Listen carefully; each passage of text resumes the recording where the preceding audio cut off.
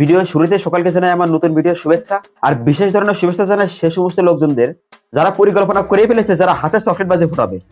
Chocolate বোমকে হাতে রেখে ঠিক এইভাবে ফাটাবে, মানে দেখছেই না যে কি ফাটছে, হাতে ফাটিয়ে দিচ্ছে। এক এক সময় তো চকলেট বাজি আর হাত দুটাই ফেটে যায়, মানে তাও হাতে ফাটাবে। মানে কি কালী বটকা বা বিড়ি বাজি কত ভালো, পরে কেউ মূল্যায়ন করছে না।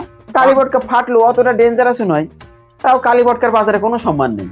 এসে ডাইরেক্ট একদম পুরো প্যাকেট আগুন ধরে দিচ্ছে, এদিক ওদিক ফাটছে, একদম পুরো বিগড়ে যাচ্ছে সব দিকে, কোনো মান সম্মানই নেই এই কালী বটকার। আর যারা হাতে চকলেট বাজি ফাটায় তারা তো কোনো মান সম্মান কেন, পুরো ইজ্জতই দিচ্ছে না।